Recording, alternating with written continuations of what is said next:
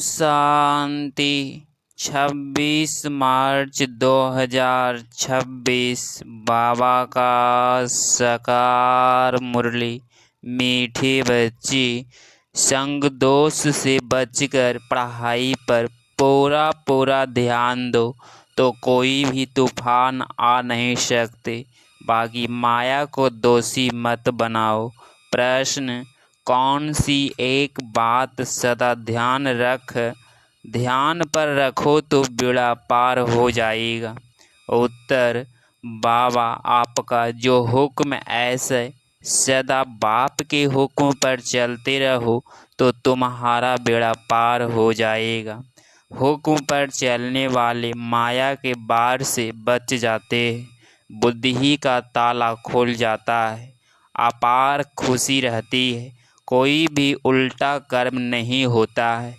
गीत, तुम्हें पाके हमने जहाँ पा लिया है, तुम्हें पाके हमने जहाँ पा लिया है। ओम शांति। मीठे मीठे सभी सेंटर्स के बच्चों ने गीत सुना। अब सब जानते हैं कि बेहद के बाप से फिर से 5000 वर्ष पहले मुसाफिर हम विश्व की बादशाही ले रहे हैं। कल्प कल्प हम लेते आए हैं, बादशाही लेते हैं फिर गवाते हैं। बच्चे जानते हैं अभी हमने बेहद के बाप की गोद ली है, वह उसके बच्चे बने हैं भी बरोबर। घर बैठे हुए पुरुषार्थ करते, बेहद की बाप से उच्च पद पाने के लिए पढ़ाई चल रही है। तुम जानते हो ज्ञान सागर पतित पावन सर्व का सतगति दाता शिव बाबा ही हमारा बाप भी है, टीचर भी है और सतगुरु भी है। उनसे हम वर्षा लेते हैं तो उसमें कितना पुरुषार्थ करना चाहिए उच्च पद पाने के लिए। अज्ञान काल में भी स्कूल में पढ़ते हैं तो नंबर बार मार्क्स से पास होते हैं अपनी पढ़ाई अनुसार। वहाँ ऐसे तो कोई नहीं कहेंगे कि माया हमको विघ्न डालती है, वह तूफान आते हैं। ठीक रीति पढ़ते नहीं हैं, वह बुरे संग में जाकर फंस पड़ते हैं, खेल कूद में लग जाते हैं, इसीलिए पढ़ते नहीं हैं, नापास हो जाते हैं। बाकी इसको कहा जाता है माया के तूफान नहीं कहेंगे।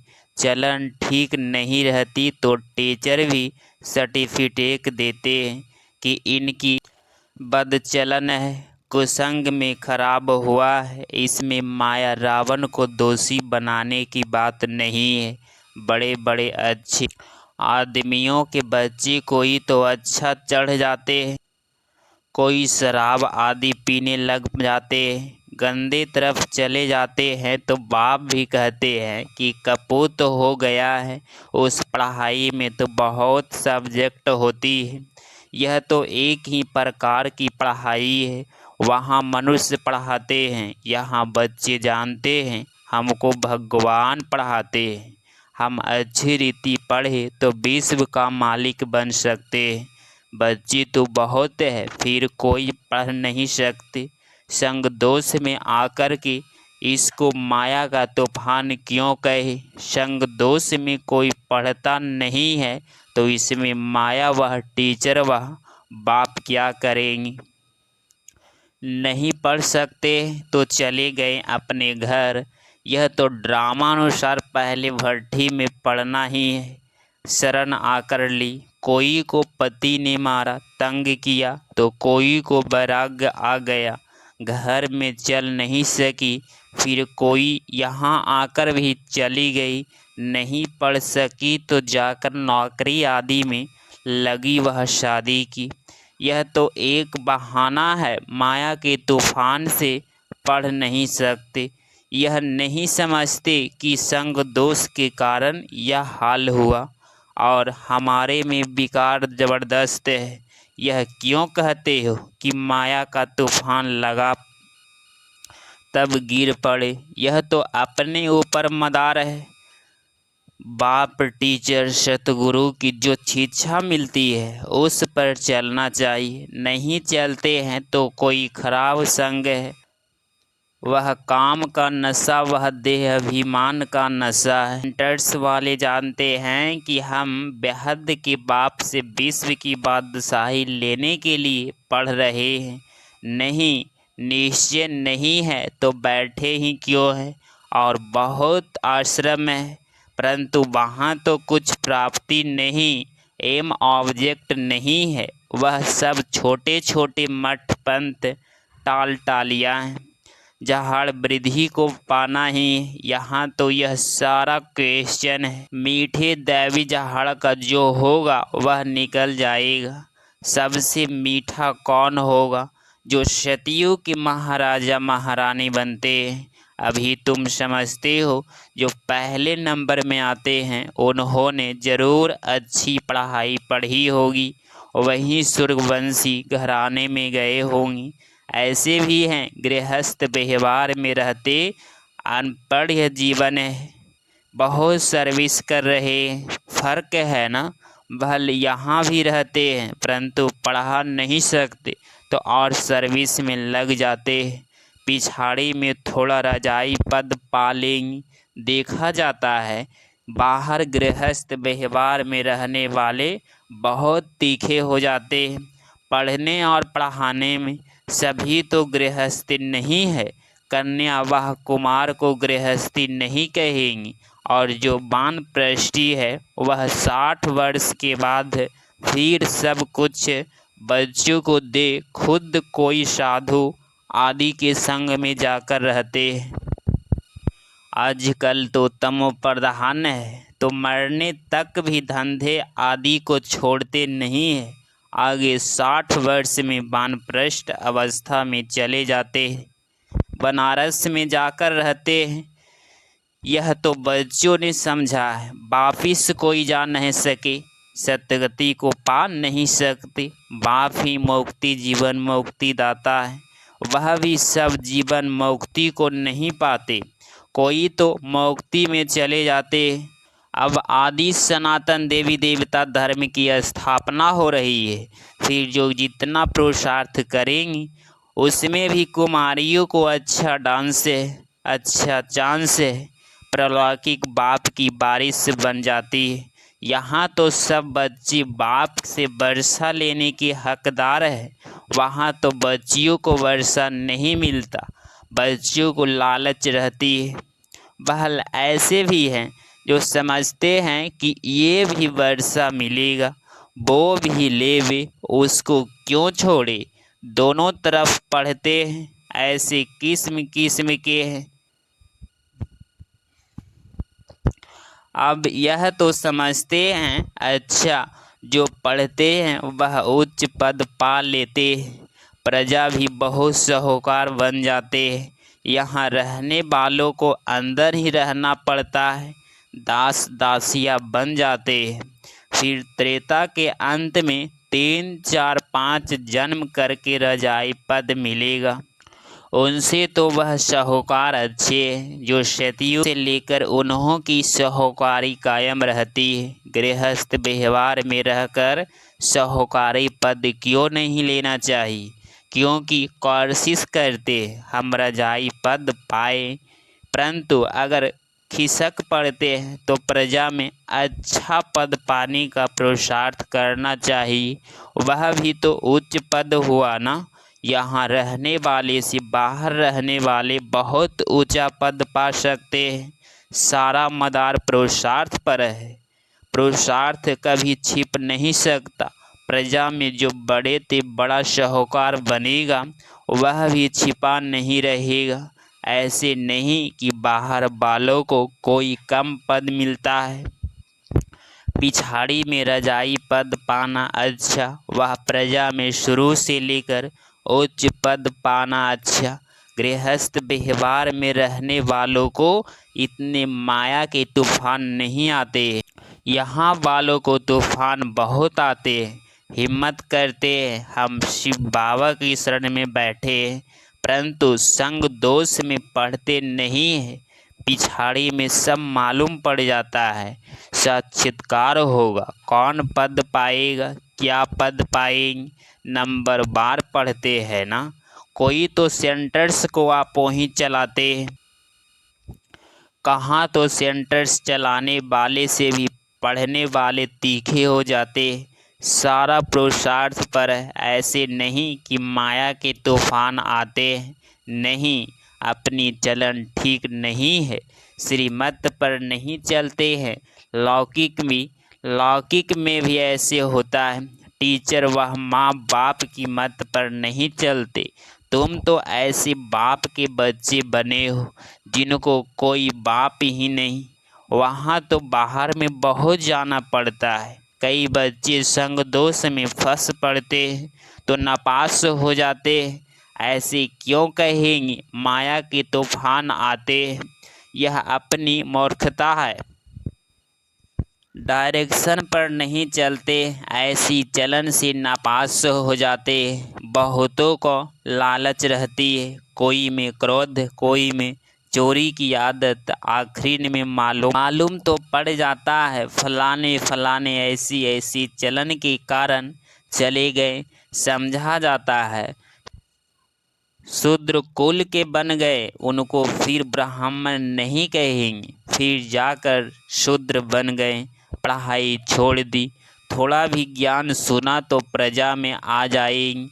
बड़ा झाड़ है, कहाँ कहाँ से निकल आएंगे। देवी देवता धर्म के और धर्म में कन्वर्ट हो गए होंगे, वह निकल आएंगे, बहुत आएंगे तो सब वंडर खाएंगे। और धर्म वालों भी मुक्त का वर्षा तो ले सकते हैं ना, यहाँ कोई भी आ सकते हैं। अपने घराने में उच्च पद पाना होगा तो वह भी आकर लक्ष्य लेकर जाएंगे। बाबा ने तुमको साक्षात्कार कराया था कि वह भी आकर लक्ष्य लेकर जाते हैं। ऐसे नहीं कि यहाँ रहकर भी लक्ष्य में रह सकेंगे। कोई भी धर्म वाला लक्ष्य ले सकता है। लक्ष्य मिलता है, बाप को याद करो, शांति धाम को याद करो तो अपने धर्म में उच्च पद पा लेंगे। उनको जीवन मुक्ति तो मिलती नहीं है, न वहाँ आएंगे, दिल लगेगी नहीं। सच्ची दिल उन्हों को लगती है जो यहाँ के पिछाड़ी में आत्माएं अपने बाप को तो जान जाए। बहुत सेंटर्स पर ऐसे भी हैं जिनका पढ़ाई पर अटेंशन नहीं है तो समझा जाता है उच्च पद नहीं पा सकेंगे। निश्चय हो तो यह नहीं कह सकते कि फुर्सत नहीं है, परंतु तकदीर में नहीं है तो कहते हैं फुर्सत नहीं है, यह काम है। तकदीर में होगा तो दिन रात पुरुषार्थ करने लग पड़ेंगे। चलते चलते संग में भी खराब हो पड़ते, उसको गृहचारी भी कह सकते हैं। बृहस्पति की दशा बदल कर मंगल की दशा हो पड़ती है, शायद आगे चलकर उतर जाए। कोई के लिए बाबा कहते हैं राहु की दशा बैठी है, भगवान का भी नहीं मानते हैं, समझते हैं यह ब्रह्मा कहते हैं। बच्चों को यह नहीं पता पड़ता है कि कौन है जो डायरेक्शन देते हैं। देह अभिमान होने के कारण साकार के लिए समझ लेते हैं देही अभिमानी हो तो समझे कि शिव बाबा जो भी कहते हैं वह हमें करना है। रिस्पॉन्सिबिलिटी शिव बाबा पर है, शिव बाबा के मत पर तो चलना चाहिए ना। देह अभिमान में आने से शिव बाबा को भूल जाते हैं, फिर शिव बाबा रिस्पॉन्सिबल नहीं रह सकता। उसका ऑर्डर तो सिर पर धारण करना चाहिए, परंतु समझते नहीं कि कौन समझाते हैं। सो भी और तो कोई ऑर्डर नहीं करते, सिर्फ बाप कहते हैं मैं तुमको श्रीमत देता हूँ, एक तो मुझे याद करो और जो ज्ञान मैं सुनाता हूँ वह धारण करो और कराओ। बस यही धंधा करो, बहुत अच्छा। बाबा जो हुक्म रजाओं के आगे जो रखते हैं वह ऐसी कहते हैं जो हुक्म वह रजाए हुक्म करते थे। यह शिव बाबा का हुक्म है, घड़ी घड़ी रहना चाहिए जो हुक्म शिव बाबा। तुमको खुशी भी रहेगी, समझेंगे शिव बाबा हुक्म देते हैं, याद रहेगी शिव बाबा की तो बुद्धि का ताला खुल जाएगा। शिव बाबा कहते हैं यह प्रैक्टिस पड़ जानी चाहिए तो बेड़ा पार हो जाए, परंतु यह डिफ़िकल्टी है, घड़ी घड़ी भूल जाते हैं। ऐसे क्यों कहना चाहिए कि माया भुलाती है, हम भूल जाते हैं, इसीलिए उल्टे उल्टे काम होते रहते हैं। बहुत बच्चियाँ हैं, ज्ञान तो बहुत अच्छा देती है, परंतु योग नहीं जिससे विकर्म विनाश हो। ऐसे बहुत अच्छे अच्छे बच्चे हैं, योग बिल्कुल नहीं है, चलन से समझा जाता है, योग में नहीं रहते हैं, फिर पाप रह जाते हैं जो भोगने पड़ते हैं। इसमें तूफान की तो बात ही नहीं। समझो यह मेरी भूल है, मैं श्रीमत पर चलता नहीं हूँ। यहाँ तुम आए हो राजयोग सीखने के लिए, प्रजा योग नहीं सिखाया जाता है।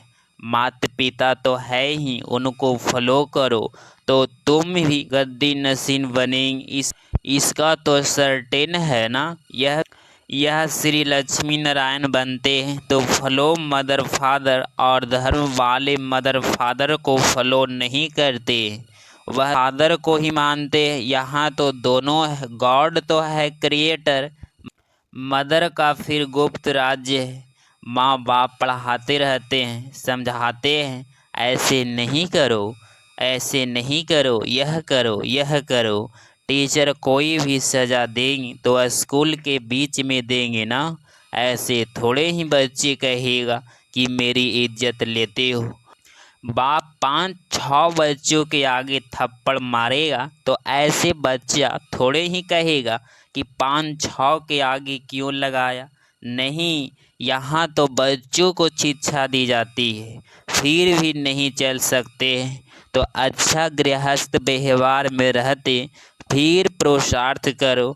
अगर यहाँ बैठे डिसर्विस की तो जो कुछ भी थोड़ा होगा वह भी खत्म हो जाएगा। नहीं पढ़ना है तो छोड़ दो, बस हम चल नहीं सकते, ग्लानि क्यों करनी चाहिए। ढेर बच्चे, कोई पढ़ेंगे कोई छोड़ देंगे, हर एक को अपनी पढ़ाई में मस्त रहना चाहिए। बाप कहते हैं 1-2 से सेवा मत लो, कोई अहंकार नहीं आना चाहिए। दूसरे से सेवा लेना यह भी देह अहंकार है। बाबा को समझाना तो पड़े ना, नहीं तो जब ट्रिब्यूनल बैठेगी तब कहेंगे हमको पता थोड़े ही था। कायदे कानून का इसीलिए बाप समझा देते हैं कि साक्षात्कार कराए सज़ा देगा, बिगर प्रूफ सज़ा थोड़े ही मिल सकती है। अच्छा समझाते हैं तो बहुत है। कल पहले मुसाफिर, हर एक की तकदीर देखी जाती है, कई सर्विस कर अपने जीवन हीरे जैसे बनाते हैं, कई है जो तकदीर को लकीर लगा देते हैं। अच्छा, मीठे मीठे सिकिलधे बच्चों प्रति माता पिता बाप दादा का याद प्यार और गुड मॉर्निंग। रूहानी बाप की रूहानी बच्चों को नमस्ते नमस्ते। धारणा के लिए मुख्य सार पॉइंट नंबर 1, बाप टीचर सतगुरु द्वारा जो शिक्षाएँ मिलती है उन पर चलना है। माया को दोष न देकर अपनी कमियों की जांच कर उन्हें निकालना है। पॉइंट नंबर 2, अहंकार का त्याग कर अपनी पढ़ाई में मस्त रहना है। दूसरों से सेवा नहीं लेनी है, संग दोष से बहुत बहुत संभाल करनी है। 26 मार्च 2026 का वरदान। संकल्प के इशारों से सारी कारोबार चलाने वाले सदा लाइट के ताजधारी भव। स्पष्टीकरण, जो बच्चे सदा लाइट रहते हैं उसका संकल्प वह समय कभी व्यर्थ नहीं जाता, वही संकल्प उठता है जो होने वाला है। जैसे बोलने से बात को स्पष्ट करते हैं, वैसे ही संकल्प से सारी कारोबार चलती है। जब ऐसी विधि अपनाओ, यह साकार वतन सूक्ष्म वतन बने। इसके लिए साइलेंस की शक्ति जमा करो और लाइट के ताजधारी रहो। स्लोगन: इस दुख धाम से किनारा कर लो तो कभी दुख की लहर आ नहीं सकती। यह व्यक्ति सारे निश्चय के फाउंडेशन को मजबूत कर सदा निर्भय और निश्चय रहो। जैसे कार में बैटरी जब थोड़ा ढीला हो जाती है, कार अपने आप नहीं चलती है तो दूसरों से थोड़ा धक्का लगवाते हैं। ऐसे जिस भी आत्मा में आपका फेथ हो और समझो इनसे हमको मदद मिल सकती है, तो उससे थोड़ा सा सहयोग लेकर आगे बढ़ जाना चाहिए। कमजोरी की बात को ज़्यादा नहीं सोचना, तब खुशी में आगे बढ़ते जाएंगी। अगर आप इस चैनल पर डेली मुरली क्लास सुन रहे हैं तो चैनल को प्लीज़ सब्सक्राइब करें और नोटिफिकेशन ऑल पे क्लिक करें। मिलते हैं अगली मुरली क्लास में। ओम शांति। ओम शांति।